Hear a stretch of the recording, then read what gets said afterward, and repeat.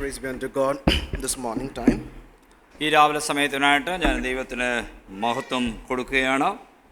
Thank you once again to everyone for remembering us in your prayers. ഞങ്ങളെ വീണ്ടും പ്രാർത്ഥനയിൽ ഓർത്തതിന് എല്ലാവർക്കും നന്ദി ഞാൻ അറിയിക്കുകയാണ്. And also I express my gratefulness to the elders of the assembly for this opportunity once again that has been given to me. വീണ്ടും നിങ്ങളുടെ മുമ്പിൽ നിൽക്കുവാൻ തക്കവനുള്ള ഈ അവസരം നൽകിയതിന് ഇവിടെയുള്ള സഭാമുപ്പന്മാരോടുള്ള നന്ദി ഞാൻ അർപ്പിക്കുകയാണ്. Let's remain in prayers as we sit and meditate on the word of God. ദൈവവചനത്തിൽ നമ്മൾ ദൈവത്തെ ധ്യാനിക്കുമ്പോൾ നാം അതീവ ശ്രദ്ധയോടെ നമുക്ക് ഇരിക്കുവാനായിട്ട് ഇടയാകട്ടെ. I'd like to begin with two illustrations that I came across while I was preparing for this message.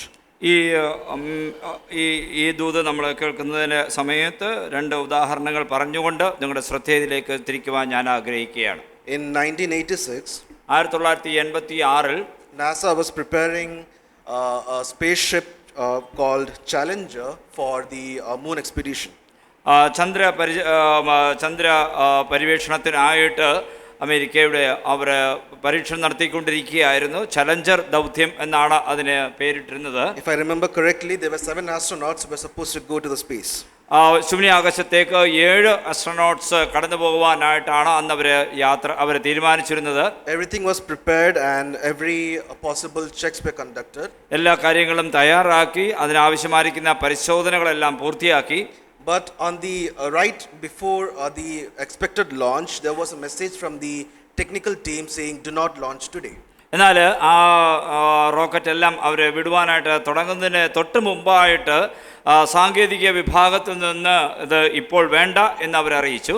They felt the climate was cold then, so that would affect certain instruments of the space shuttle. തണുത്ത കാലാവസ്ഥയായതുകൊണ്ട് അത് പ്രതികൂലമായതുകൊണ്ട് അതിൻ്റെ യന്ത്രഭാഗങ്ങൾക്ക് ഒരു പക്ഷേ ശരിയായ നിലയിൽ പ്രവർത്തിക്കാൻ കഴിയുകയില്ല എന്നാണ് അവരറിയിച്ചത്. So therefore they said, "Do not launch today." അതുകൊണ്ട് ഇന്ന് അതിൻ്റെ വിക്ഷേപണം വേണ്ട എന്നവരറിയിച്ചു. But this message was received by the management team. ഈ മെസ്സേജ് അവരുടെ നിയന്ത്രിക്കുന്ന ടീമിന് ലഭിച്ചു. They were wondering what is wrong, because we are supposed to go on the schedule. We have the approval from the Senate. We need to launch today. അവർക്കത് അത്ഭുതകരമായിട്ട് തോന്നി. കാരണം എല്ലാം തയ്യാറായി, എല്ലാ കാര്യങ്ങളും പരിശോധനകളെല്ലാം പൂർത്തിയാക്കി തയ്യാറായിരിക്കുകയാണല്ലോ ഇന്ന് വിക്ഷേപിക്കുവാൻ തക്കവണ്ണമായിട്ട്. Therefore they ignored this assessment from the technical team, and then they went ahead with the launch. ഈ സാങ്കേതിക വിഭാഗത്തിൽ നിന്ന് ലഭിച്ചതായിരിക്കുന്ന നിർദ്ദേശങ്ങളെ അവഗണിച്ചുകൊണ്ട് അവർ മുന്നോട്ട് പോകുവാനായിട്ട് തീരുമാനിച്ചു. And if you know well, this launch was prepared, and the space shuttle, as soon as it lifted off, within 73 seconds the shuttle exploded and all the 7 astronauts died. എന്നാൽ നമുക്കറിയാവുന്നതാണ്, അത് വിക്ഷേപിച്ച് 7 മിനിറ്റിനകം ആ പേടകം കത്തിനശിക്കും. അതിലുണ്ടായിരുന്ന 7 ശൂന്യാകാശ യാത്രികരും മരണത്തിന് കീഴടങ്ങുകയും ചെയ്തു. Another illustration I came across was, there was a company in US known as the Blockbuster company. Blockbuster company എന്നുള്ള അമേരിക്കയിലുള്ള ഒരു കമ്പനിയെ കുറിച്ചുള്ളതാണ് രണ്ടാമത്തെ ഉദാഹരണം. A big company that used to rent out movies from the physical stores. അവരുടെ ശേഖരിച്ച് വെച്ചിരിക്കുന്നതിൽ നിന്ന് അവര് സിനിമ ഫിലിമുകൾ അവരിങ്ങനെ വാടകയ്ക്ക് കൊടുക്കുന്ന കമ്പനിയാണ്. In 1980s up until the early 2000s, they were a big media company. 1980-നും 2000-നും ഇടയിലുള്ള കാലഘട്ടം അവരെ ഏറ്റവും ഉന്നതമായ നിലയിലെത്തിയ സമയമാണ്. In the early 2000s, a small company came up with a very revolutionizing idea. എന്നാൽ 2000-ന് മുമ്പ് ഒരു ചെറിയ കമ്പനി ഈ രംഗത്തേക്ക് കടന്നു വന്നു. And they approached this big Blockbuster company with this idea. അവരൊരു പദ്ധതിയുമായിട്ട് ഈ ബ്ലോക്ക്ബസ്റ്റർ കമ്പനിയെ സമീപിച്ചു. It was to rent the movies, but not through physical stores, but through the internet. ഈ സിനിമകളെല്ലാം വാടകയ്ക്ക് കൊടുക്കുക, പക്ഷേ ഇന്ന് കൊടുക്കുന്ന പോലെ ഇങ്ങനെ ഫിസിക്കലായിട്ട് കൊടുക്കാതെ, കൈകളിൽ കൊടുക്കാതെ അത് ഇൻ്റർനെറ്റ് വഴി ചെയ്യാം എന്നാണ് അവർ സജസ്റ്റ് ചെയ്തത്. The technical team of this company, the Blockbuster company, felt that idea was good. നല്ലൊരു നല്ലൊരു നിർദ്ദേശമായിട്ട് അവിടുത്തെ സാങ്കേതിക വിഭാഗത്തിന് തോന്നി. But again, the upper management of this Blockbuster company felt this was not needed. എന്നാൽ ഈ ബ്ലോക്ക് ബസ്റ്റർ കമ്പനിയുടെ ഉന്നത തലത്തിലുള്ളവർ അവരുടെ തീരുമാനം അങ്ങനെ ആയിരുന്നില്ല. അത് വേണ്ട, അത് ഇപ്പോൾ വേണ്ട എന്നുള്ളതായിരുന്നു. They assumed the revenue is good, the situation is good, why should we change our business model? ഇപ്പോൾ നന്നായിട്ട് കാര്യങ്ങളൊക്കെ പോകുന്നത് കൊണ്ട് എന്തുകൊണ്ട് നമ്മുടെ പദ്ധതികളെ മാറ്റണം എന്നുള്ളതാണ് അവർക്കുണ്ടായ ചിന്ത. So therefore they rejected the idea of the small startup that came with this idea. ഈ ചെറിയ പദ്ധതിയുമായിട്ട് കടന്നു വന്ന പുതിയ ഈ കമ്പനിയുടെ സജഷൻ നിർദ്ദേശം അവർ സ്വീകരിച്ചില്ല. And by early 2010, Blockbuster company went bankrupt and they went out of business. എന്നാൽ 2010 മുമ്പായിട്ട് തന്നെ ഈ ബ്ലോക്ക് ബസ്റ്റർ കമ്പനി പാപ്പരാകുകയും അവരുടെ എല്ലാ കാര്യങ്ങളും അവരെ തകർന്ന് തരിപ്പണമാകുകയും ചെയ്തു. And this small company that came up with the idea is the company that we know today as Netflix. ഇന്ന് നമുക്കറിയാവുന്ന ഏറ്റവും പ്രസിദ്ധമായ കമ്പനിയാണ് ആ ചെറിയ കമ്പനി നെറ്റ്ഫ്ലിക്സ് എന്നാണ് അറിയപ്പെടുന്നത്. I shared these two illustrations. We have a common thread in these two illustrations. ഈ രണ്ട് ഉദാഹരണങ്ങളിലും ഈ രണ്ട് പറഞ്ഞ കാര്യങ്ങളിലും ഒരു പൊതുവായിരിക്കുന്ന ചില തത്വങ്ങൾ അതിലുണ്ട്. അതുകൊണ്ടാണ് ഞാനിത് പറയാനായിട്ട് കാരണം. The situation was very favorable and it was very pleasant.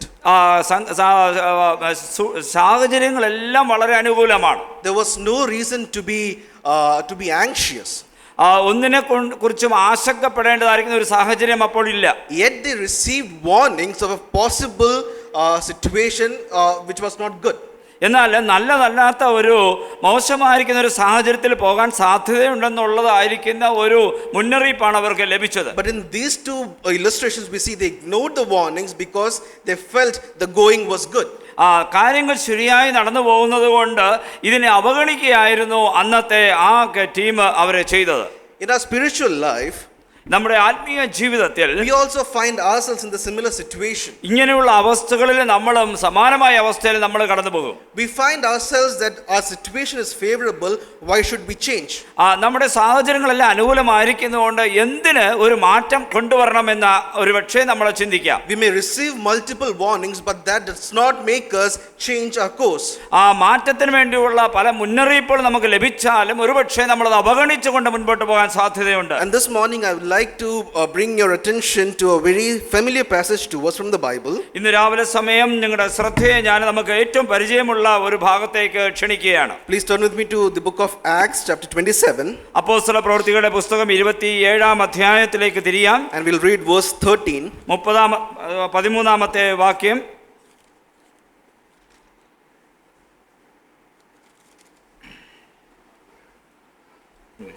Verse 13. വായിക്കാം. താല്പര്യം സാധിച്ചു എന്ന് തോന്നി അവർ അവിടെ നിന്ന് നങ്കൂരമെടുത്ത് ക്രേത്ത ദ്വീപിന്റെ മറപറ്റി ഓടി.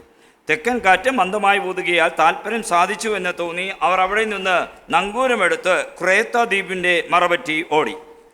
As I said, it's a familiar chapter to us, Acts 27. അപ്പോസ്തല പ്രവൃത്തികളുടെ പുസ്തകം 27-ാം അധ്യായം നമുക്ക് പരിചയമുള്ളതാണ്. It is Paul's journey to Rome. പൗലോസിന്റെ റോമിലേക്കുള്ള യാത്രയാണ് ഇവിടെ കാണുന്നത്. And there we see, we know the situation where he is put on a ship traveling to Rome, and where they face the storm and the ship breaks, and we know the situations thereafter. അവർ കപ്പലിൽ റോമിലേക്ക് യാത്ര ചെയ്യുകയാണ്. അവിടെ കടൽ പ്രക്ഷുബ്ധമായിരുന്നത് കൊണ്ടും കാലാവസ്ഥ ശരിയല്ലാഞ്ഞത് കൊണ്ടും അവർക്കത് ഉപേക്ഷിക്കേണ്ടതായിട്ട് വന്നു. In the verse that we just read, നമ്മളിപ്പോൾ വായിച്ച വാക്യത്തിൽ it says the south wind blew softly. അവിടെ തെക്കൻ കാറ്റ് മന്ദമായിട്ട് ഊതുകയായിരുന്നു. And it says, supposing they had obtained their desire, they set sailing. Supposing that they had obtained their desire, they set sailing. അവർ യാത്ര ചെയ്തുകൊണ്ടേയിരുന്നു, അതിൻ്റെ എല്ലാ കാര്യങ്ങളും തയ്യാറാക്കിക്കൊണ്ട്.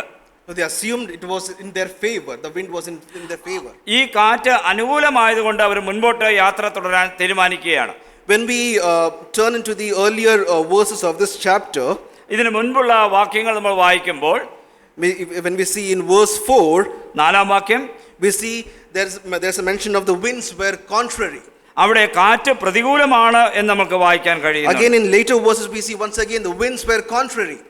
എന്നാൽ വീണ്ടും കാണുമ്പോൾ നമുക്ക് കാറ്റ് പ്രതികൂലമാണെന്ന് കാണുന്നുണ്ട്. And then when we come to verse 13, it says the winds blew softly and they set sailing. എന്നാൽ 13-ാം വാക്യത്തിൽ വരുമ്പോൾ അതിലെല്ലാം വിരുദ്ധമായിട്ട് കാറ്റ് മന്ദമായിട്ട് ഊതുകയാണ് എന്നാണ് പറയുന്നത്. The warnings were there. അവിടെ മുന്നറിയിപ്പുണ്ടായിരുന്നു. The warning said stop. ആ മുന്നറിയിപ്പുകളെല്ലാം നിർത്തിയപ്പോൾ No, warnings said to stop. ആ മുന്നറിയിപ്പുകൾ നിങ്ങളെ അവരെ നിർത്തുവാനായിട്ട് ആഹ്വാനം ചെയ്യുന്നതായിരുന്നു. But the conditions were favorable and it said go. എന്നാൽ സാഹചര്യങ്ങളൊക്കെ അനുകൂലമായിരുന്നുകൊണ്ട് മുൻപോട്ട് പോകുവാൻ തീരുമാനിച്ചു. They assumed this was God's will to keep sailing. അവര് ഇനി മുൻപോട്ട് യാത്ര ചെയ്യുവാൻ അവരെ പ്രചോദിപ്പിക്കുന്ന കാര്യമാണ് അവിടെ നടന്നത്. Here we see the south wind is not it's not remove the warning, it's competing with the warning. When the warning says do not go, the south wind says go. എന്നാൽ അവിടെ രണ്ട് മുന്നറിയിപ്പാണ് ലഭിക്കുന്നത്. മുൻപോട്ട് പോകണ്ട എന്ന് അവിടെ കാറ്റ് അവിടെ അതിന് മുൻപുള്ള കാര്യങ്ങളിൽ കാണുന്നുണ്ട്. എന്നാൽ ഇവിടെ തെക്കൻ കാറ്റ് പറയുന്നത് നിങ്ങൾ മുൻപോട്ട് പോകുക എന്നുള്ളതാണ്. When God allows something, it's not always with God's approval. എപ്പോഴും പലപ്പോഴും ദൈവത്തിൻ്റെ പദ്ധതികൾ അല്ലെങ്കിൽ ദൈവത്തിൻ്റെ അപ്രൂവൽ നമുക്ക് ലഭിക്കേണ്ടതായിട്ട് ഇരിക്കുന്നു. 2 times we see the winds were contrary. അവിടെ ആ കാറ്റ് 2 പ്രാവശ്യം പ്രതികൂലമായിരുന്നു. But here we see they still God allowed the ship to sail. എന്നിട്ട് അവരിത് അതുകൊണ്ട് കപ്പൽ മുൻപോട്ട് പോകുവാനായിട്ട് അവർ തീരുമാനിച്ചില്ല. They allowed God allowed the ship to sail when as we understand from verse 30. എന്നാൽ ദൈവം അവരെ മുൻപോട്ട് യാത്ര ചെയ്യുവാനായിട്ട് അവരെ അനുവദിച്ചു. But was it with God's approval? അത് ദൈവത്തിന്റെ അപ്രൂവലോട് കൂടിയാണോ? As we read down, we understand it was not with God's approval. എന്നാൽ ദൈവത്തിന്റെ ഹിതമനുസരിച്ച് ആയിരുന്നില്ല അവരത് ചെയ്തത്. Although this passage is all about Paul's journey, ഇവിടെ നമ്മൾ പൗലോസിന്റെ യാത്രയെക്കുറിച്ചാണ് നമ്മളിവിടെ കാണുന്നത്. but for a moment I like to keep Paul out of the focus of our discussion today. എന്നാൽ ഇപ്പോൾ താൽക്കാലികമായി ഞാൻ പൗലോസിനെ നമ്മുടെ ചിന്തയിൽ നിന്ന് നമ്മൾ മാറ്റി നിർത്തുകയാണ്. As I was reading from this passage, I got 2 perspectives that I would like to share with you today. ഈ പ്രത്യേക ഭാഗം വായിക്കുമ്പോൾ നിങ്ങളോട് പറയുവാൻ തക്കവണ്ണമായിട്ട് 2 പ്രത്യേക കാര്യങ്ങളുണ്ട്. The first perspective is, ഒന്നാമത്തെ കാര്യം, we or I can put myself in that ship and see how I'm sailing today. ഞാൻ എങ്ങനെയാണ് യാത്ര ചെയ്യുന്നത് എന്ന് മനസ്സിലാക്കുവാൻ ഞാൻ എന്നെ തന്നെ ആ കപ്പലിന്റെ ഉള്ളിലേക്ക് പ്രവേശിപ്പിക്കുകയാണ്. As a child of God, we know we are sailing to our shore that God has promised us. ദൈവം നമുക്ക് വാഗ്ദത്തം ചെയ്തിരിക്കുന്നതായിരിക്കും തുറമുഖത്തേക്ക് നാം ഓരോരുത്തരും യാത്ര ചെയ്തുകൊണ്ടിരിക്കുകയാണെന്ന് നമുക്കറിയാം. And when we are sailing, we have winds that oppose us and we have winds that supports us. എന്നാൽ നമ്മൾ യാത്ര ചെയ്യുമ്പോൾ നമുക്ക് അനുകൂലമായി വരുന്ന കാറ്റുമുണ്ട്, നമുക്ക് പ്രതികൂലമായി വരുന്നതായിരിക്കുന്ന അവസ്ഥകളുമുണ്ട്. As a child of God, we should be wise enough to understand the warnings and stop where it needs to stop. ഒരു ദൈവ പൈതൽ എന്നുള്ള നിലയിൽ നമുക്ക് നേരെ വരുന്നതായിരിക്കുന്ന മുന്നറിയിപ്പുകളും നമുക്ക് അനുകൂലമായിരിക്കുന്ന കാര്യങ്ങളും നമ്മൾ മനസ്സിലാക്കുവാൻ തക്കവണ്ണമുള്ള കൃപ നമുക്കുണ്ടായിരിക്കണം. In verse 4 of this chapter, 4-ാം വാക്യത്തിലേക്ക് ഇതേ അധ്യായത്തിൽ വരുമ്പോൾ it says, when we had put to sea from there, we sailed under the shelter of Cyprus because the winds were contrary. അവിടെ നിന്ന് ഞങ്ങൾ നീക്കി കാറ്റ് പ്രതികൂലമാകൊണ്ട് കുപ്രോസ് ദ്വീപിന്റെ മറപറ്റി ഓടി. Under the shelter of Cyprus. കുപ്രോസ് ദ്വീപിന്റെ മറപറ്റി അവരോടുകയാണ്. They understood they could not go directly into the sea because the winds were contrary. അവര് കടലിനുള്ളിലേക്ക് സമുദ്രത്തിലേക്ക് അത് പോവുകയില്ല, കാരണം കാറ്റ് അവരെ ഇങ്ങനെ പ്രതികൂലമായി കൊണ്ടിരിക്കുകയാണല്ലോ. Therefore they took the shelter of Cyprus and they kept moving on. അതുകൊണ്ട് അവരെ കുപ്രോസ് ദ്വീപിന്റെ മറപറ്റി അതിന്റെ ആശ്രയത്തില് അവരെ നടന്നു പോവുകയാണ്. When God says to stop, ദൈവം ചിലപ്പോൾ നമ്മളെ നിൽക്കാൻ പറയുമ്പോൾ, here we see, I will not stop but I will adjust.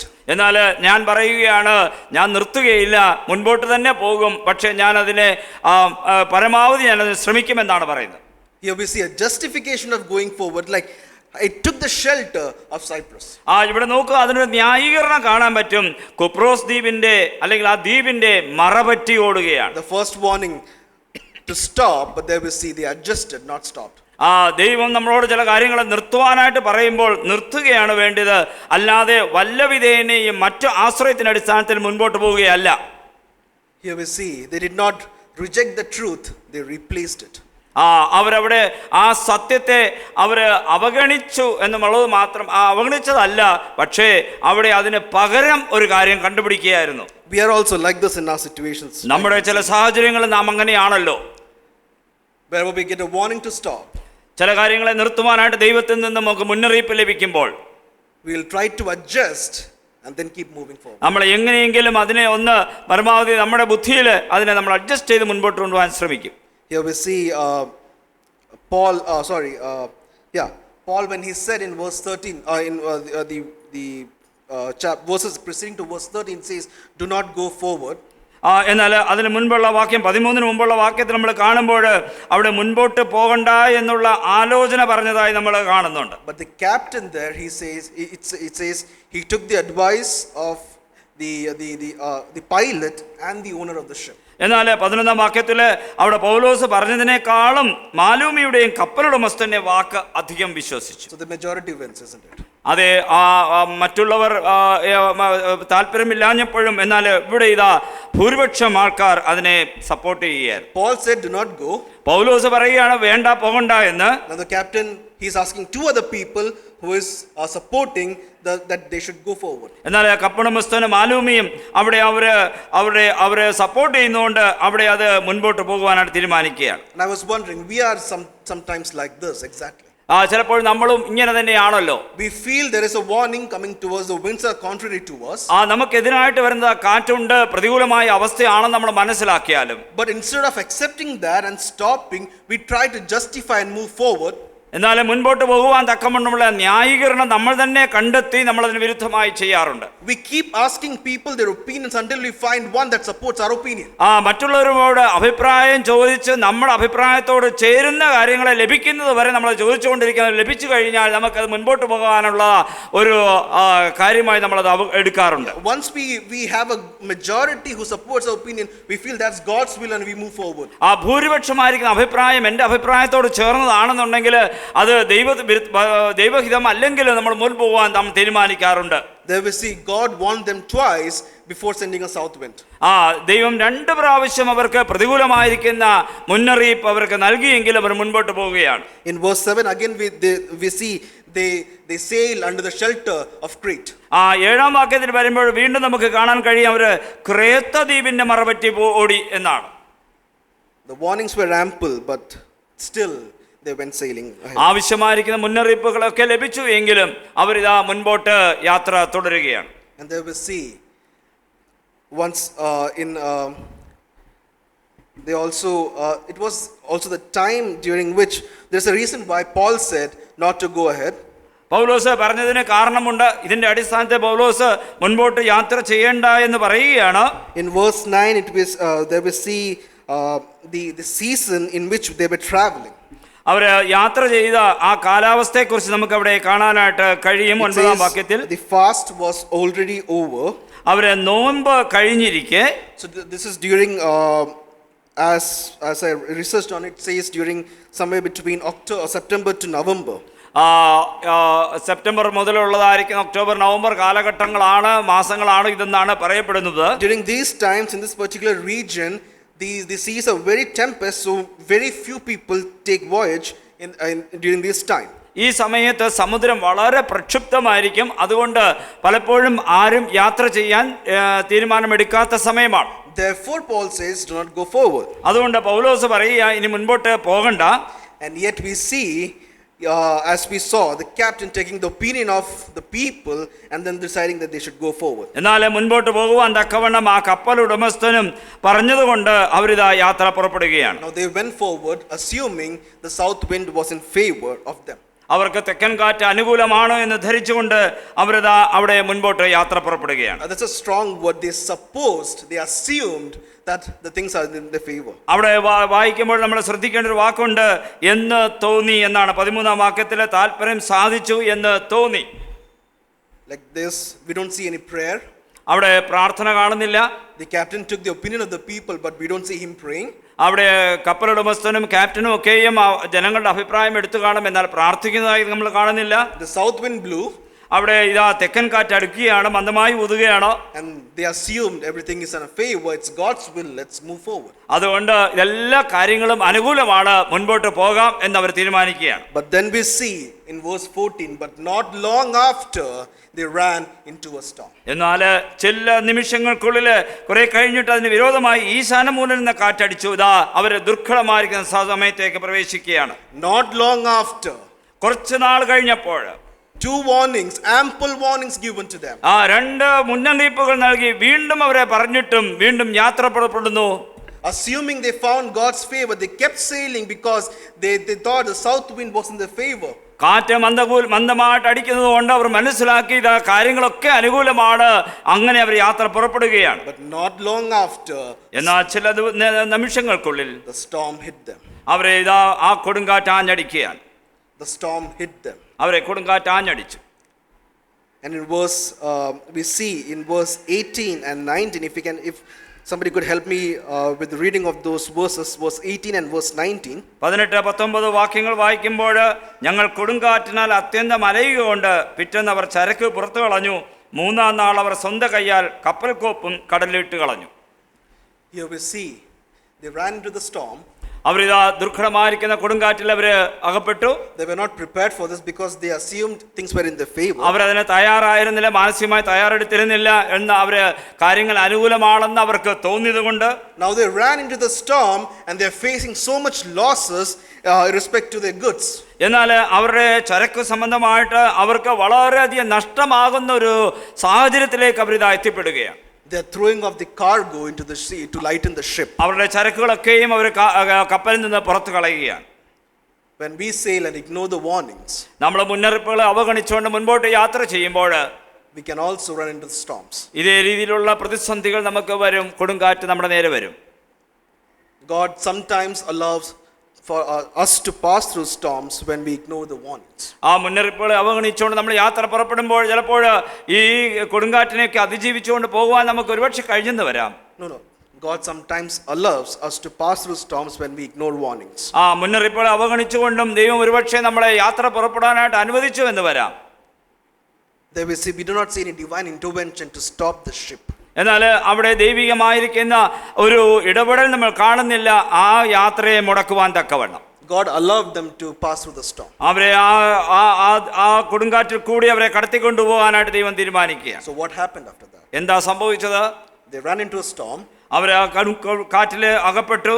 And they started losing their goods and whatever they had. എന്നാൽ അവിടെ അവർക്ക് അവരുടെ വിലയേറിയ ചരക്കുകൾ അവർ നഷ്ടപ്പെടുകയാണ്. We see it was a question of life and death. ആ ജീവനും മരണത്തിനും ഇടയിലുള്ളതായിരിക്കുന്ന ഒരു കേൾവിയുടെ സമയമാണത്. There we see, as we read down the portion, we see they did not see sun or the stars for many days. ചില നാളുകൾ അവർക്ക് സൂര്യനെ കാണാനായിട്ട് കഴിഞ്ഞില്ല എന്നാണ്, നക്ഷത്രങ്ങളെ കാണുവാൻ കഴിഞ്ഞില്ല എന്നാണ് നമ്മൾ തുറന്ന് വായിക്കുമ്പോൾ മനസ്സിലാകും. They were tossed up and down in the waves of sea. അവരെ കടലിലെ ആ ഓളങ്ങളിൽ അവർ അലയിൽ അവർ അകപ്പെട്ട് അലയുകയായിരുന്നു. And they had no hope to be rescued from this particular storm. ആ ഇതിൽ നിന്ന് അവർ രക്ഷപ്പെടാനായിട്ട് യാതൊരു പ്രത്യാശയുമില്ലാതെ അവരായിരിക്കുക. The goods that they were carrying that meant so much to them and for their sustenance, they had to throw it off into the water. അവരുടെ നിലനിൽപ്പിന് ആവശ്യമായിരിക്കുന്ന എല്ലാ കാര്യങ്ങളും ചരക്കുകളും എല്ലാം തന്നെ അവിടെ കടലിലേക്ക് ഒഴുക്കി കളയേണ്ടതായിട്ട് വന്നു. When it comes to life and death, നമ്മുടെ ജീവിതത്തിന്റെ മരണത്തിന് മുമ്പിലേക്ക് കടന്നു വരുമ്പോൾ, when it comes to the question of life and death, നമ്മുടെ മരണത്തിന്റെയും ജീവിതത്തിന്റെയും ആയിരിക്കുന്ന ചില കേൾവി, ചില ചോദ്യത്തിന് മുമ്പിൽ നമ്മൾ കടന്നു വരുമ്പോൾ, we are even willing to let go of our cargo. നമ്മുടെ ചില ചരക്കുകളൊക്കെയും നമ്മുടെ സ്വത്തുക്കൾ, നമ്മുടെ കാര്യങ്ങളൊക്കെ വിലപ്പെട്ടതൊക്കെ നഷ്ടമാക്കേണ്ടതായിട്ട് വരും. The ones that we hold so close to our hearts, നമ്മുടെ ഹൃദയത്തോട് ചേർത്ത് വെച്ചതായിരിക്കും ചില കാര്യങ്ങൾ, the things that we hold so dear to our life, നമ്മുടെ ജീവിതത്തിൽ നമുക്ക് ഏറ്റവും പ്രിയപ്പെട്ടതായിരിക്കും ചില കാര്യങ്ങൾ. when we run into storms because of our own problems, നമ്മുടെ ചില പരാജയ നിമിത്തമായിട്ട് നമ്മൾ പ്രതിസന്ധികൾ അകപ്പെടുമ്പോൾ, when it's a question of life and death, ഒരു മരണത്തിന്റെയും അല്ലെങ്കിൽ ഒരു ജീവിതത്തിന്റെയും ഇടയിലുള്ള നൂൽപാലത്തിൽ കൂടി കടന്നു പോകുമ്പോൾ, we are forced to throw down our cargoes into the sea. ഇതെല്ലാം നമ്മൾ നഷ്ടമാക്കേണ്ടതായിട്ട് വരും. ഈ ചരക്കുകൾ നഷ്ടമായതുപോലെ It's a warning. ഇതൊരു വലിയൊരു മുന്നറിയിപ്പാണ്. Not just the cargo, they lost a ship also. അവർക്ക് ചരക്കുകൾ മാത്രമല്ല, അവർക്ക് കപ്പൽ പോലും അവർക്ക് നഷ്ടമായി. We read that down as we progress along. നമ്മൾ ഇനി മുൻപോട്ട് വായിക്കുമ്പോൾ നമുക്കത് കാണാനായിട്ട് കഴിയും. What a loss. എന്തൊരു നഷ്ടമാണ്. Just because they thought the south wind was in their favor. എന്തുകൊണ്ടാണ് ആ തെക്കൻ കാറ്റ് അനുകൂലമായിട്ട് മന്ദമായിട്ട് ഊഴ്ത്തിയതുകൊണ്ട്. Here we see the first perspective that I would like to share was our life when we sail, when we ignore the warnings, and when we assume things are in our favor. Let's not be caught by surprise. നമ്മുടെ ജീവിത യാത്രയിൽ നമ്മൾ കാര്യങ്ങളൊക്കെ ചിലപ്പോൾ നമുക്ക് അനുകൂലമാണെന്ന് നമുക്ക് തോന്നുന്ന രീതിയിൽ വരുമ്പോൾ അത് ഒരുപക്ഷേ ആകണമെന്നില്ല. മുൻപോട്ടുള്ള യാത്രയിൽ ദുർഘടമായിരിക്കുന്ന പ്രതിസന്ധികൾ കടന്നു വരും. When we ignore the warnings, we have to face the consequences. മുന്നറിയിപ്പുകളെ നാം അവഗണിച്ച് മുൻപോട്ട് യാത്ര ചെയ്യുകയാണെങ്കിൽ അതിൻ്റെ അനന്തരഫലങ്ങൾ, പ്രത്യാഘാതങ്ങൾ നമ്മൾ അനുഭവിച്ചേ മതിയാകുകയുള്ളൂ. What I refuse to surrender in obedience, I may lose in consequence. അതെ, നോക്കുക, ഈ പ്രത്യാഘാതങ്ങൾ വന്നതിന് കാരണം നമുക്ക് ദൈവത്തിന്റെ മുന്നറിയിപ്പുകളെ നമ്മൾ അവഗണിച്ചത് കൊണ്ടാണ്, അനുസരിക്കാതിരുന്നത് കൊണ്ടാണ്. My second perspective is I'm trying to bring Paul back into the focus. ഇനി രണ്ടാമത്തെ കാര്യം പറയുമ്പോൾ പൗലോസിനെ ഞാൻ വീണ്ടും ആ ചിത്രത്തിലേക്ക് കൊണ്ടുവരികയാണ്. Paul was a passenger in the ship. ഈ കപ്പലിലെ ഒരു യാത്രക്കാരനാണ് പൗലോസ്. And here we see, as we begin this chapter, we see he's a passenger, a prisoner, been taken to Rome. റോമിലേക്ക് കൊണ്ടുപോകുന്ന ഒരു ജയിൽ പുള്ളിയായിട്ടാണ് പൗലോസിനെ നമ്മൾ അവിടെ കാണുന്നത്. But when we come to verse 21 and 22, എന്നാൽ 21-22 വാക്യങ്ങളിലേക്ക് വരുമ്പോൾ it says, "Men, you should have listened to me and not have sailed from Crete and incurred this disaster and loss. But now I urge you to take heart, for there will be no loss of life among you, but only of the ship." പൗലോസ് അവരുടെ നടുവിൽ നിന്നുകൊണ്ട് പറഞ്ഞത്, പുരുഷന്മാരെ, എൻ്റെ വാക്കനുസരിച്ച് ക്രേത്തിൽ നിന്ന് നീക്കാതെയും ഈ കഷ്ടനഷ്ടങ്ങൾ സമ്പാദിക്കാതെയും ഇരിക്കേണ്ടതായിരുന്നു. എങ്കിലും ഇപ്പോൾ ധൈര്യത്തോടെ ഇരിക്കുവാൻ ഞാൻ നിങ്ങളോട് അപേക്ഷിക്കുന്നു. കപ്പലിനല്ലാതെ നിങ്ങളുടെ ആരുടെയും പ്രാണന് ഹാനി വരികയില്ല. Here we see Paul is translating himself from a passenger or prisoner to becoming the captain of the ship. അവർ യാത്രക്കാരെന്നുള്ള നിലയിൽ പൗലോസ് ആ കപ്പലിനെ നയിക്കുന്ന ഒരു നിലയിലേക്ക് ഇവിടെ ഉയർത്തപ്പെടുകയാണ്. In the earlier passages he had advised the captain not to sail forward. മുൻപുള്ള സമയങ്ങളിലും പൗലോസ് യാത്ര പുറപ്പെടണ്ട എന്ന് കപ്പിത്താനോട് പറഞ്ഞിരുന്നു. But now here we say the ship has sailed forward, they hit the storm, they suffered losses, but now he's saying you should have listened to me, but it's okay because you will not die. എന്നാൽ അതിനെ അവഗണിച്ചുകൊണ്ട്, ആ മുന്നറിയിപ്പിനെ അവഗണിച്ചുകൊണ്ട് അവർ യാത്ര തുടർന്നുകൊണ്ടേയിരുന്നു. ഇവിടെ വലിയൊരു പ്രതിസന്ധിയിൽ എത്തിക്കഴിഞ്ഞപ്പോൾ പൗലോസ് പറയുകയാണ്, നിങ്ങൾക്ക് നഷ്ടമൊക്കെ ഉണ്ടാകും, എന്നാൽ നിങ്ങളുടെ പ്രാണന് ഹാനി വരികയില്ല. Here we see, take heart, for the God is with you. അതെ, ദൈവം നമ്മോട് കൂടെ ഉണ്ട് എന്നുള്ളത് വിശ്വസിക്കുക എന്നാണ്. The storm was God's way of disciplining. ഈ കാലാവസ്ഥയിലുണ്ടായ മാറ്റം, ഈ കൊടുങ്കാറ്റ് നമ്മളെ ഒരുപക്ഷെ അനുസരണം പഠിപ്പിക്കുന്നതായിരിക്കാം. God's correction does not cancel his compassion. നമ്മളോടുള്ള ദൈവത്തിൻ്റെ നമ്മളെ ശരിയാക്കുവാൻ വേണ്ടി ദൈവം ചെയ്യുന്ന കാര്യങ്ങൾ അത് ഒരിക്കലും നമ്മളെ നഷ്ടമാക്കാൻ വേണ്ടിയല്ല. When I was reading this, we all know the story of Jonah. യോനയുടെ സംഭവം നമുക്ക് എല്ലാവർക്കും ഇത് ഞാൻ പറയുമ്പോൾ മനസ്സിലാകും, ഓർമ്മ വരും. He was thrown into the water because of his sins. അവൻ ചെയ്ത പാപനിമിത്തമായിട്ട് അവന് അവിടെ സമുദ്രത്തിലേക്ക് എറിയപ്പെടുകയാണ്. Swallowed by a big fish. അവിടെ ഒരു വലിയൊരു മീൻ അവനെ ഭക്ഷിക്കുകയാണ്. Was that a punishment? അതൊരു കുറ്റമാണ്, അതൊരു ശിക്ഷാവിധിയാണോ? I firmly believe it was disciplining. അല്ല, അത് അവിടെ അവനെ ഒന്ന് പാഠം പഠിപ്പിക്കുവാൻ വേണ്ടിയാണ്. Because he was kept alive. കാരണം അവൻ അവിടെ ജീവനോടെ ശേഷിക്കുകയാണ്. If it was punishment, I firmly believe he would have died. ഒരു കുറ്റമായിരുന്നു, ഒരു ശിക്ഷാവിധി ആയിരുന്നുവെങ്കിൽ ഒരുപക്ഷെ അവൻ അവിടെ ജീവൻ നഷ്ടമാകേണ്ട ഒരു സ്ഥിതിയായിരുന്നു. Yes, he was caught up in a storm. അവിടെ ഒരു കാറ്റിൽ അകപ്പെടുകയാണ്. He was was swallowed by a fish. ഒരു മത്സ്യം അവനെ വിഴുങ്ങുകയാണ്. But that was all part of God's disciplining to correct him, not to destroy him. അവനെ ശരിയാക്കാൻ വേണ്ടി ദൈവത്തിന്റെ ആ പദ്ധതിയിൽപ്പെട്ട കാര്യങ്ങളാണ് അവിടെ നടന്നുകൊണ്ടിരുന്നത്. Here we see, when we run into storms, it's a storm that God sometimes allows us because we ignore his warnings. Yet in the midst of those storms, we see his compassion is there for us. നമ്മളെ ചിലപ്പോൾ ഒരുപക്ഷെ ദൈവത്തിന്റെ മുന്നറിയിപ്പുകളെ അവഗണിച്ചുകൊണ്ട് നമ്മൾ മുൻപോട്ട് യാത്ര പുറപ്പെടുമ്പോൾ ഇങ്ങനെയുള്ള പ്രശ്നങ്ങളൊക്കെ നമ്മൾ കടന്നു വരും. എന്നാലും ദൈവത്തിന്റെ ദയവും ദൈവത്തിന്റെ ദാക്ഷിണ്യവും ഒരിക്കലും നഷ്ടമാകുന്നില്ല എന്ന് നമ്മൾ മനസ്സിലാക്കുക. There may be shipwreck and loss of cargo, but he will preserve our life because we are his children and his compassion overflows. കപ്പൽ ഛേദം വരാം, ഒരുപക്ഷെ ചരക്കുകളൊക്കെ നഷ്ടമാകാം, എന്നാലും ദൈവം നമ്മുടെ ജീവനെ സൂക്ഷിക്കുന്നു, കാരണം നാം ദൈവത്തിന്റെ മക്കൾ ആയതുകൊണ്ട്. There's a God that we worship is a God of second chances. ദൈവം നമ്മൾ ആരാധിക്കുന്ന ദൈവം നമുക്ക് വീണ്ടും വീണ്ടും അവസരം തരുന്നവനാണ്. Therefore, when every storm comes into a life, it is a matter of disciplining which requires our attention and a repentance to come back to God. ഇങ്ങനെയുള്ള ഓരോ സംഭവങ്ങളും കാര്യങ്ങളും നടക്കുമ്പോൾ നമ്മുടെ ജീവനെ നീട്ടി ദൈവം തരുമ്പോൾ തിരിച്ചും ഒരു മാനസാന്തരത്തിന്റെ അനുഭവത്തിലേക്ക് വരുവാൻ തക്കവണ്ണം ദൈവം നമ്മുടെ സമയങ്ങളെ നീട്ടി തരികയാണെന്ന് മനസ്സിലാക്കുക. Now, that's on a very personal, this is a personal level relationship that I will have with God. ദൈവവും ഞാനുമായിട്ടുള്ളതായിരിക്കുന്ന വ്യക്തിപരമായ ബന്ധത്തിലാണത് അധിഷ്ഠിതമായിരിക്കുന്നത്. That's one thing. അതൊരു കാര്യം. The other thing is, when we see Paul, he's standing up, taking initiative to stand up for his people, for the co-passengers on that ship. മറ്റുള്ളവർക്ക് വേണ്ടി എഴുന്നേറ്റ് നിൽക്കുന്ന സംസാരിക്കുന്ന ഒരു പൗലോസിനെ നമുക്ക് അവിടെ കാണാൻ കഴിയുന്നുണ്ട്. He's assuring them that you will not die. നിങ്ങൾ മരിക്കുകയില്ല എന്ന് പൗലോസ് അവർക്ക് ധൈര്യം നൽകുകയാണ്. It is true that you should have listened to my voice and not set sail. ഒരുപക്ഷെ നിങ്ങൾ എന്റെ വാക്കുകളെ നിങ്ങൾ ശ്രദ്ധിച്ച് നിങ്ങൾ യാത്ര പുറപ്പെടാതെ ഇരുന്നിരുന്നെങ്കിൽ കൊള്ളാമായിരുന്നു. But now that we are in storm, take heart, you will not die. എന്നാൽ ഇപ്പോൾ നമ്മൾ പ്രതിസന്ധിയിലാണ്, കൊടുങ്കാറ്റിൽ അകപ്പെട്ടിരിക്കുകയാണ്, എന്നാലും നിങ്ങളുടെ ജീവൻ നഷ്ടമാകില്ല. Here we see Paul is translating his level to that fellowship between the brethren. He's comforting his brethren who have no hope whatsoever. പ്രത്യാശ ഇല്ലാതിരിക്കുന്ന ആ ജനങ്ങളുടെ മുമ്പിൽ, ആ യാത്രക്കാരുടെ മുമ്പിൽ പൗലോസ് അവരെ ആശ്വസിപ്പിക്കുന്ന ഒരു നിലയിലേക്ക്, ഒരു കൂട്ടായ്മയുടെ കൈത്താങ്ങൽ കൊടുക്കുന്ന നിലയിലേക്ക് ഉയരുകയാണ്. For days and nights these people have been tossed around in the water, not knowing if they will survive. The only thing that they would love is some hope. അവരിതാ മരണത്തിൽ കൂടി കടന്നു പോകുന്ന, മരിക്കുമോ ജീവനോട് ഇരിക്കുമോ എന്നുള്ള ഭയത്തിൽ 2-3 നാളായിട്ട് ആ അലകളിൽ ഇങ്ങനെ ആടി ഉലഞ്ഞുകൊണ്ടിരിക്കുന്ന അവർക്ക് ഇതാ പ്രത്യാശയുടെ ഒരു കണിക അവിടെ പൗലോസ് നൽകുകയാണ്. He said he's comforting them and giving them hope that you will not die. നിങ്ങൾ മരിക്കയില്ല എന്നുള്ള, ജീവനോട് ശേഷിക്കുമെന്നുള്ളതായിരിക്കുന്ന ആശ്വാസത്തിന്റെ വാക്കുകൾ പൗലോസ് നൽകുകയാണ്. Paul is a great example of how we can elevate ourselves, like we can move forward and be an intercession for others that we know. മറ്റുള്ളവർക്ക് വേണ്ടി ദൈവത്തോട് നമ്മൾ അപേക്ഷിക്കുന്ന ഒരു നിലയിലേക്ക് നമുക്ക് ഓരോരുത്തർക്കും ഉയരുവാൻ തക്കവണ്ണം ഇടയാകും കഴിയുമെന്നുള്ളത് പൗലോസിന്റെ ഈ ജീവിതത്തിൽ നമുക്ക് മനസ്സിലാക്കുവാനായിട്ട് കഴിയും. By God's grace, our ship may be sailing smoothly, but there are others who are going through storms. എന്നാൽ ദൈവത്തിന്റെ കൃപയാൽ യാത്ര അനുകൂലമായിരിക്കാം, എന്നാൽ our ship may be sailing smoothly, but there are others who find themselves in storms and without hope.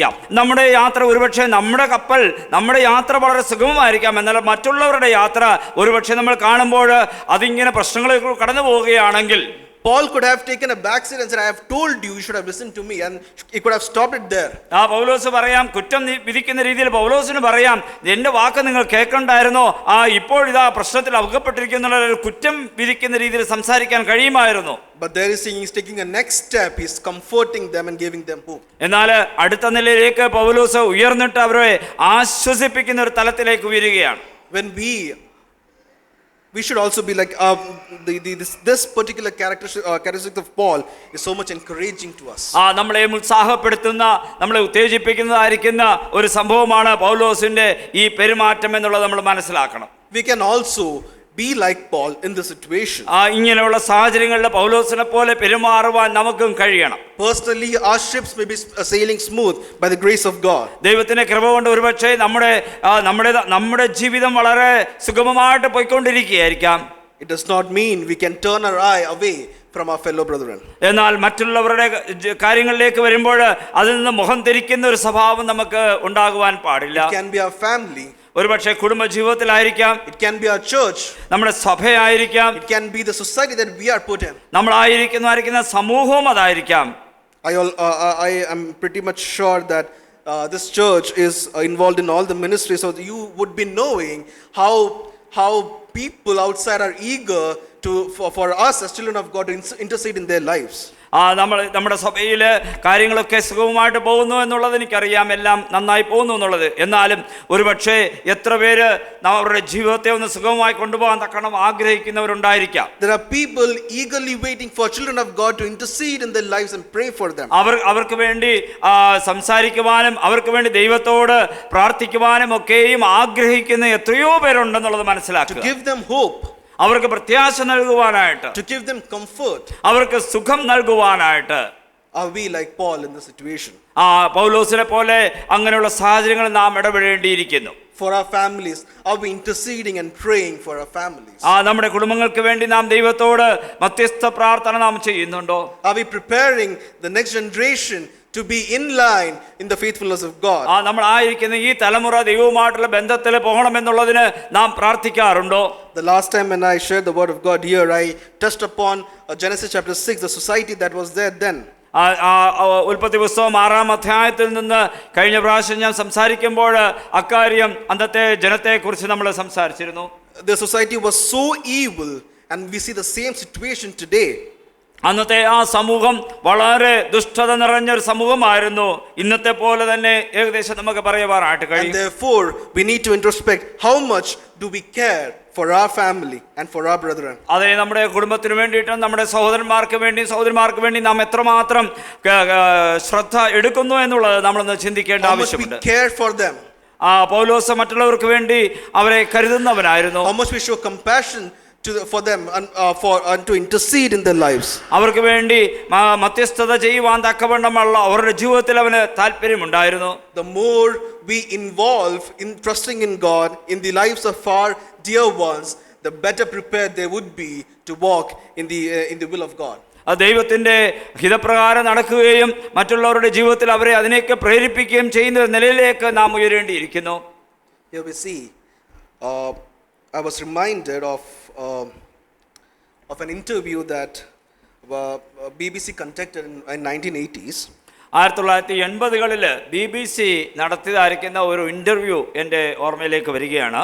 They were interviewing the father of Dubai. I forgot his name, but he's known as the father of modern Dubai. ദുബായിയുടെ രാഷ്ട്രത്തലവൻ അല്ലെങ്കിൽ പിതാവ് എന്നറിയപ്പെടുന്ന ആളിനെ കുറിച്ചാണ്. A very visionary man who changed the picture of Dubai. ദുബായിയുടെ എല്ലാ കാര്യങ്ങളെയും മാറ്റി പുരോഗതിയിലേക്ക് നയിച്ച ഒരു ദീർഘദർശിയായിരിക്കുന്ന ഒരു വ്യക്തിയാണ് അദ്ദേഹം. It was his vision that transformed Dubai to a global city that we know today. ഇന്ന് നമ്മൾ അറിയപ്പെടുന്ന നിലയിലേക്ക് ദുബായിയെ ഉയർത്തിക്കൊണ്ടുവന്ന ഒരു ശക്തിയായി ഉയർത്തിക്കൊണ്ടുവന്ന വ്യക്തിയാണ് അദ്ദേഹം. And he was asked in the interview, what do you think about the future of Dubai? ദുബായിയുടെ ഭാവിയെക്കുറിച്ച് താങ്കളുടെ അഭിപ്രായം എന്താണെന്ന് ഇന്റർവ്യൂ ചെയ്യുന്ന ആൾ അദ്ദേഹത്തോട് ചോദിച്ചു. So he said this. അദ്ദേഹം ഇങ്ങനെയാണ് പറഞ്ഞത്. My grandfather used to ride a camel. എൻ്റെ മുത്തച്ഛൻ ഒരു ഒട്ടകത്തിൽ യാത്ര ചെയ്യുന്ന വ്യക്തിയായിരുന്നു. My father used to ride a camel. എൻ്റെ പിതാവും ഒരു ഒട്ടകത്തിൽ യാത്ര ചെയ്യുന്ന വ്യക്തിയായിരുന്നു. I drive a Mercedes car. എന്നാൽ ഇന്ന് ഞാൻ ഒരു മെഴ്സിഡീസ് കാറാണ് ഓടിക്കുന്നത്. My son is driving a Land Rover. എൻ്റെ മകൻ ഒരു ലാൻഡ് റോവർ കാറാണ് ഓടിക്കുന്നത്. My grandson would most probably be driving a Land Rover. എൻ്റെ കൊച്ചുമകനും ഒരുപക്ഷെ ലാൻഡ് റോവർ ഓടിച്ചേക്കാം. But my great grandson will be riding a camel. എന്നാൽ എൻ്റെ അടുത്ത കൊച്ചുമകൻ ഒരുപക്ഷെ കാമൽ അല്ലെങ്കിൽ ഒട്ടകത്തെ മേൽ യാത്ര ചെയ്യുന്നവനായിരിക്കാം. What did he mean to say? അതെന്താണ് അദ്ദേഹം അർത്ഥമാക്കിയെന്നറിയാമോ? Hard times ദുർഘടമായിരിക്കുന്ന പ്രതിസന്ധികളുടെ സമയത്ത് create strong people. നമുക്ക് ധൈര്യമുള്ള ശക്തിയുള്ള ജനത്തെ ഉണ്ടാക്കുന്നു. Strong people എന്നാൽ ശക്തിയുള്ള ജനം create easy times. നല്ല കാലാവസ്ഥ, നല്ല അനുകൂലമായ സാഹചര്യങ്ങളെ സൃഷ്ടിക്കുന്നു. Easy times നല്ല സുഖകരമായ സമയമായിരിക്കും. creates weak people. ആ സമയം create weak people. ബലഹീനരായിരിക്കുന്ന വ്യക്തികളെ ഉൽപ്പാദിപ്പിക്കും. This goes in a circle. അതിങ്ങനെ ഒരു ചക്രമായിട്ട് പോയിക്കൊണ്ടിരിക്കുകയാണ്. And therefore we need to imagine, or we need to understand and think, how are we bringing up our next generation? അതുകൊണ്ട് നാം നമ്മുടെ അടുത്ത തലമുറയെ എങ്ങനെ കൊണ്ടുവരുന്നു എന്നുള്ളത് നമ്മൾ വളരെ ചിന്തിക്കണം. We know how we have come up till here. നമ്മൾ ഒരുപക്ഷെ നാം ഈ നിലയിൽ ആയത് എത്ര പ്രയത്നത്തിലാണെന്ന് നമുക്കറിയാം. Because when we look into the history of our forefathers, they prayed and interceded for the next generation. That is why we are here today. നമ്മുടെ പിതാക്കന്മാർ നമുക്ക് വേണ്ടി പ്രാർത്ഥിക്കുകയും മധ്യസ്ഥത നിൽക്കുകയും ദൈവത്തോട് അപേക്ഷിക്കുകയും ഒക്കെ ചെയ്തതിന്റെ ഫലമായിട്ടായിരിക്കാം നാം ഒരുപക്ഷെ ഈ നിലയിൽ എത്തിച്ചേർന്നിരിക്കുന്നത്. They went through hardships, but they created easy times for us. അവർ ദുർഘടമായിരിക്കുന്ന സമയങ്ങളിൽ കടന്നുപോയത് കൊണ്ട് നമുക്കിന്ന് സുഖകരമായിരിക്കുന്ന ഒരു അവസ്ഥ ഉണ്ടായിരിക്കുകയാണ്. We cannot imagine the hardships they went because we have not gone through that today. ദുർഘടമായിരിക്കുന്ന അല്ലെങ്കിൽ ബുദ്ധിമുട്ടുള്ള ഒരു സമയത്തിൽ കൂടി കാലഘട്ടത്തിൽ കൂടി നമുക്ക് കടന്നു പോകാൻ കഴിയാഞ്ഞിരുന്നുകൊണ്ട് ഒരുപക്ഷെ നമ്മത് മനസ്സിലാക്കിയെന്ന് വരില്ല. But they were faithful in the walks of God, and they were faithful towards His church and His people. God blessed them. their generations, that's why we are sitting here today. ആ ദൈവത്തോട് അവരെ അടുപ്പം പാലിച്ചിരുന്നത് കൊണ്ട് ദൈവം അവരെ അനുഗ്രഹിക്കുകയും അവരുടെ തലമുറകളെ അനുഗ്രഹിക്കുകയും ചെയ്തു. അതുകൊണ്ട് നാം ഇങ്ങനെ ഈ നിലയിൽ ആയിരിക്കുന്നു. But can we say the same thing about the next generation that is ഇനി അടുത്ത തലമുറയെ കുറിച്ച് നമുക്കത് പറയുവാനായിട്ട് കഴിയുമോ? Will they be like this today? നാം ഇന്ന് ആയിരിക്കുന്ന പോലെ ആ തലമുറ ആയിരിക്കുമോ? In Genesis chapter 18 we know the situation there. Abraham entertained 3 angels. ആ 3 ദൂതന്മാരെ, 3 പേരെ, 3 പുരുഷന്മാരെ അവിടെ അബ്രഹാം അവരെ സ്വീകരിക്കുന്നതായിട്ട് നമുക്ക് കാണുവാനായിട്ട് കഴിയും. ഉൽപ്പത്തി പുസ്തകം 8-ാം അധ്യായത്തിൽ 18-ാം അധ്യായത്തിൽ. And there we see Abraham entertained those 3 strangers, fed them, showed hospitality to those 3 people, to those 3 angels. അവിടെ കടന്നു വന്നായിരിക്കുന്ന 3 ദൈവപുരുഷന്മാരെയും സ്വീകരിച്ച് ആനയിച്ച് അവർക്ക് വിരുന്ന് നൽകുന്നതായിട്ട് നമുക്ക് അബ്രഹാമിനെ കുറിച്ചവിടെ വായിക്കുവാനായിട്ട് കഴിയും. It was counted as an act of faithfulness because when we read further into the books, we see his descendants, the children of Israel, while they roamed around 40 years in the wilderness, not one of them died of hunger and starvation. ഇവിടെ നമ്മൾ കാണുന്നത് Abraham അങ്ങനെ അവരെ വിരുന്ന് കൊടുത്ത് അവരെ സന്തോഷിപ്പിച്ച് അവരെ സ്വീകരിച്ചത് ദൈവത്തോടുള്ള അവൻ്റെ വിശ്വസ്തതയുടെ ഒരു അടയാളമായിരുന്നു. അതുകൊണ്ട് അവൻ്റെ തലമുറ ഇസ്രായേൽ മക്കൾ 40 വർഷം മരുഭൂമിയിൽ കൂടി കടക്കുമ്പോൾ വിശപ്പ് കൊണ്ടോ ആഹാരം ലഭിക്കാതെയോ മരിച്ചുപോയ ഒരാളെ കാണാനായിട്ട് കഴിയില്ല. Abraham showed love and compassion to those 3 angels, and God repaid that how many fold. ആ 3 ദൈവപുരുഷന്മാരോടും അബ്രഹാം കാണിച്ചതായിരിക്കുന്ന ദയയുടെയും സ്നേഹത്തിന്റെ കാര്യം അത് അവരുടെ തലമുറകളിലേക്ക് പകർന്നതായി നമ്മൾ കാണുന്നു. What are we doing? Are we interceding enough for our loved ones, for our family? നമ്മുടെ പ്രിയപ്പെട്ടവർക്ക് വേണ്ടി, നമ്മുടെ കുടുംബത്തിലുള്ളവർക്ക് വേണ്ടി നാം എത്രമാത്രം ദൈവത്തോട് വീണപേക്ഷിക്കുന്നു എന്നുള്ളത് നമ്മൾ ഓർക്കുക. Secondly, are we interceding enough? Are we bothered enough about the society that we are put in? നാം ആയിരിക്കുന്ന സമൂഹത്തെ കുറിച്ചൊരു ബോധ്യം നമുക്കുണ്ടോ? അവർക്ക് വേണ്ടി പ്രാർത്ഥിക്കാറുണ്ടോ? We should be doing that. അതായിരിക്കണം, അങ്ങനെ ചെയ്യണം. 1861 1861 Abraham Lincoln became the 16th president of America. അമേരിക്കയുടെ 16ാമത്തെ പ്രസിഡന്റായിട്ട് അബ്രഹാം ലിങ്കൺ അവരോധിക്കപ്പെടുകയാണ്. He became the president on the back of the anti-slavery reforms that he was willing to establish. അടിമത്തത്തിന് വിരോധമായിരിക്കുന്ന പ്രക്ഷോഭങ്ങൾ നടക്കുന്ന സമയത്ത് അതിനെ അനുകൂലിച്ചുകൊണ്ട് ഉള്ള ഒരു കാലഘട്ടത്തിലാണ് എബ്രഹാം ലിങ്കൺ പദവിയിലേക്ക് വരുന്നത്. And as he was trying to push these reforms, if we read the history, America went through the most bloodiest civil war, that was the 1861 to 65.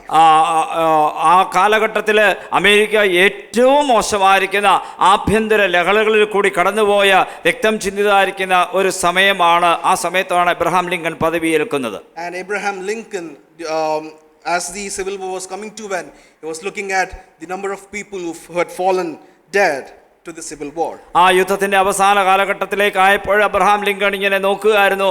അയ്യോ, എത്ര പേരാണ് ഈ യുദ്ധം മുഖാന്തരമായിട്ട്, ഈ ലഹള മുഖാന്തരമായിട്ട് അവരുടെ മരണത്തിനെ കീഴ്പ്പെട്ടത്. He was moved because of this fighting between the brothers of the same country.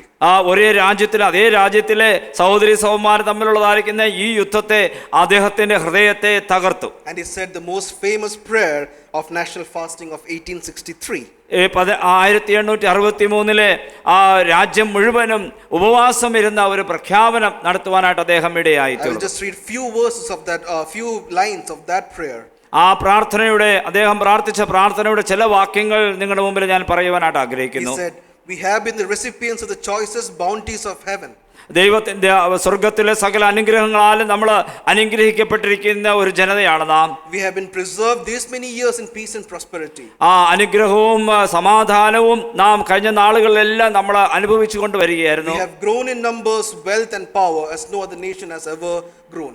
നമ്മളൊരു ശക്തിയിലും നമ്മുടെ അധികാരത്തിലും നാം വളർന്നുകൊണ്ടേയിരുന്ന ഒരു രാജ്യം എങ്ങനെ വളരണമോ എന്നുള്ളത് നമ്മൾ കാണിച്ചു കൊടുത്തു. But we have forgotten God. എന്നാൽ നാം ദൈവത്തെ മറന്നു.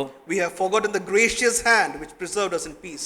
നമ്മളെ സമാധാനത്തിൽ നമ്മളെ സൂക്ഷിച്ച ദൈവത്തിന്റെ അത്ഭുതമേറിയിരിക്കുന്ന കൃപയുടെ കരങ്ങളെ നാം മറന്നു കളഞ്ഞു. We have forgotten the gracious hand that multiplied and enriched us and strengthened us. നമ്മളെ വർദ്ധിക്കുകയും വളരുകയും ഒക്കെ ചെയ്തതായിരിക്കുന്ന ദൈവത്തിന്റെ ആ കൃപയുടെ കരങ്ങളെ നാം മറന്നുപോയി. it is then befits us to humble ourselves before the offended power. ഇതാ ഈ നമ്മുടെ ഈ മഹാശക്തിയുടെ മുമ്പിൽ നമ്മളെ തന്നെ നാം താഴ്മയോടെ നമ്മൾ submit ചെയ്യേണ്ടതായിരിക്കുന്ന സമയമായിരിക്കുകയാണ്. Confess our national sins and to pray for clemency and forgiveness. രാഷ്ട്രീയമായി നാം ചെയ്ത പാപങ്ങളെ നാം ഏറ്റുപറയുകയും നാം അവനോട് നമ്മൾ വീണപേക്ഷിക്കുകയും ചെയ്യേണ്ട സമയമാണ്. What a prayer. എന്തൊരു പ്രാർത്ഥന. A man praying for the entire nation. ആ രാജ്യത്തിന് മുഴുവന് വേണ്ടിയിട്ടും പ്രാർത്ഥിക്കുന്ന ഒരു പ്രാർത്ഥന മനുഷ്യനെ കാണുന്നു. I wish somebody in the ruling power could pray like this for our country today. നമ്മുടെ രാജ്യത്തിന് വേണ്ടിയിട്ടും ഈ അധികാരത്തിലിരിക്കുന്ന ആരെങ്കിലും പ്രാർത്ഥിക്കുമെന്ന് നാം കരുതുന്നു. This man prayed, and we see the history, the growth and the superpower position of the country that is US today. അതെ, അദ്ദേഹത്തിന്റെ പ്രാർത്ഥനയും അദ്ദേഹത്തിന്റെ വിശ്വാസവും ഇന്ന് ആ രാജ്യത്തെ ഏത് നിലയിൽ എത്തിച്ചിരിക്കുന്നു എന്ന് നമുക്ക് നന്നായി അറിയാം. A man prayed on his knees for the nation. രാജ്യത്തിന് വേണ്ടി മുട്ടുമേൽ നിന്ന് പ്രാർത്ഥിച്ച ഒരു മനുഷ്യൻ. God blessed that nation. ആ രാജ്യത്തെ ദൈവം അനുഗ്രഹിച്ചു. Can we intercede for the society that we are put in? നാം ആയിരിക്കുന്ന സമൂഹത്തിന് വേണ്ടി പ്രാർത്ഥിക്കുവാൻ നാം കടപ്പെട്ടിരിക്കുന്നു. കഴിയുമോ? Can we show love and compassion to the society that we are put in? നാം ആയിരിക്കുന്ന സമൂഹത്തിന് വേണ്ടി അവരോട് ദൈവവും നമുക്ക് അവരോട് സഹാനുഭൂതിയും കാണിക്കുവാൻ നമ്മളെ കൊണ്ട് കഴിയുമോ? May God help us. ദൈവം നമ്മളെ സഹായിക്കട്ടെ. It started with a very gentle wind. ഒരു മന്ദഗതിയിലുള്ള ഒരു കാറ്റിൽ നിന്നാണ് ആരംഭിച്ചത്. And they assumed it was in their favor. അവർ വിചാരിച്ചു കടൽ അവർക്ക് അനുകൂലമാണെന്ന്. But they were wrong. എന്നാൽ അവർ തെറ്റിപ്പോയി. They ran into storm. അവർ കൊടുങ്കാറ്റിൽ അകപ്പെട്ടു. They were in the midst of life and death. അവർ മരണത്തിനും ജീവിതത്തിനും ഇടയിലേക്ക് അവർ കടന്നു വരികയാണ്. Having no hope. പ്രത്യാശമില്ലാതെ പോയി. And yet we see God showing compassion to those people. എന്നാൽ ദൈവം കൃപ കാണിച്ചതുകൊണ്ട് അവരെല്ലാവരും രക്ഷപ്പെട്ടു. There we see Paul, അവിടെ നമ്മൾ പൗലോസിനെ കാണുന്നു. a man who stood up to comfort his fellow passengers in the ship. തന്റെ സഹയാത്രികരെ ആശ്വസിപ്പിക്കാൻ തക്കവണ്ണം അവരെ ഉത്സാഹപ്പെടുത്തുവാൻ തക്കവണ്ണം കൃപയുള്ള ഒരാളെ. A set of people who had no hope and who were fearing for their lives being comforted by the words of Paul. ദൈവത്തിന്റെ പൗലോസിന്റെ വാക്കുകളാൽ ആശ്വാസം കൈക്കൊട്ട ഒരു ജനത്തെ നമ്മളവിടെ കാണുന്നു. As I was reading this, I was reminded of the famous hymn, with Christ in the vessel we can smile at the storm. അതെ, കർത്താവ് നമ്മുടെ കപ്പലിലുണ്ട്, അതുകൊണ്ട് ദുർഘട പ്രതിസന്ധി നമുക്ക് മന്ദസ്മിതം തൂകുവാനായിട്ട് കഴിയുമെന്നുള്ള പ്രസിദ്ധമായ ഗാനം എൻ്റെ മനസ്സിലേക്ക് ഓർമ്മ വരികയാണ്. It doesn't say with Christ in the vessel there is no storm. ക്രിസ്തു നമ്മുടെ കപ്പലിലുണ്ടെങ്കിൽ കൊടുങ്കാറ്റ് വരികയില്ല എന്നുള്ളതല്ല. But even when we are in the storm of our own making, with Christ in the vessel, if we repent, we can smile. നാം തന്നെ നമ്മൾ സൃഷ്ടിക്കുന്നതായിരിക്കുന്ന കൊടുങ്കാറ്റിന്റെ മധ്യയിൽ നമ്മുടെ യാത്രാ കപ്പലായിരിക്കുമ്പോൾ എന്നാലും കർത്താവ് നമ്മളെ സ്നേഹിക്കുന്നു, അവൻ നമ്മോട് കൂടെയുണ്ട്. Let us be wary of the winds that are coming towards us. നമ്മുടെ നേർക്ക് വരുന്നതായിരിക്കുന്ന ഈ വലിയ ഉപദ്രവങ്ങളെക്കുറിച്ചും ദുർഘട പ്രതിസന്ധിയെക്കുറിച്ചും ബോധവാന്മാരായിരിക്കാം. Let us understand the kind of winds that is hitting us. നമ്മുടെ നേർക്ക് വരുന്നതായിരിക്കുന്ന കൊടുങ്കാറ്റുകളെ, ആ കാറ്റുകളെയൊക്കെ നമ്മൾ മനസ്സിലാക്കാൻ ശ്രമിക്കുക. Is it the contrary winds? അത് ഒരുപക്ഷെ Contrary winds. Is it against? Is it like a warning? അത് നമുക്കൊരു മുന്നറിയിപ്പാണോ? Or is it like the south wind which tempts us to go forward? നമ്മളെ മുൻപോട്ട് നയിക്കുന്നതായിരിക്കുന്ന മന്ദഗതിയിലുള്ള കാറ്റാണോ? Let us not fall into the snare of the south wind. നമ്മുടെ ഈ തെക്കൻ കാറ്റ് അല്ലെങ്കിൽ മന്ദമായി ഊതുന്ന ഈ കാറ്റുകളുടെ കെണിയിൽ നാം അകപ്പെടാതിരിക്കട്ടെ. And let us trust in the God and trust in the Lord that we worship. നാം ആരാധിക്കുന്ന ദൈവത്തിലെ പൂർണ്ണ ആശ്രയം നാം വയ്ക്കുക. Because if we repent, He has promised us that He will not let us go. നാം മാനസാന്തരപ്പെട്ടാൽ ദൈവം നമ്മളെ കൈവിടുകയില്ല എന്ന് ദൈവം നമുക്ക് വാഗ്ദത്തം ചെയ്തിരിക്കുകയാണ്. Let us also show compassion to our fellow passengers in this sailing that we are going together. നാം യാത്ര ചെയ്യുമ്പോൾ നമ്മുടെ കൂടെ യാത്ര ചെയ്യുന്നവരോട് നാം സഹാനുഭൂതിയും അവരോട് സ്നേഹവും പ്രദർശിപ്പിക്കാം. Let's give them hope. അവർക്ക് പ്രത്യാശ നൽകുവാൻ നമുക്കിടയാകട്ടെ. Let's intercede for them. അവർക്ക് വേണ്ടി പ്രാർത്ഥിക്കുവാൻ നമുക്ക് കഴിയണം. There we see no one died. ആരും മരണത്തിൽ കീഴ്പ്പെട്ടു പോകാതിരിക്കാൻ. No one died. ആരും മരിക്കാതിരിക്കാൻ. Because Paul brought much comfort and hope to them. അവർക്ക് പൗലോസ് അത്രമാത്രം ധൈര്യം നൽകി. May God help us. ദൈവം നമ്മളെ സഹായിക്കട്ടെ. And may God enlighten us with these words that we may correct our lives where it's needed to be corrected and be a beacon of hope for others in the life. നമ്മുടെ ഈ വാക്കുകൾ, ഈ ഭാഗങ്ങൾ നമ്മളെ പ്രചോദിപ്പിക്കട്ടെ. കൂടുതൽ മനസ്സിലാക്കുവാനും കൂടുതൽ അത് അപ്ലൈ ചെയ്യുവാനും അത് പ്രദർശിപ്പിക്കുവാനും കാണിക്കുവാനും മറ്റുള്ളവരെ പ്രത്യാശ നയിക്കുവാനും ഇടയാകട്ടെ. May God's name be glorified. ദൈവത്തിൻ്റെ നാമം മഹത്വപ്പെടുമാറാകട്ടെ.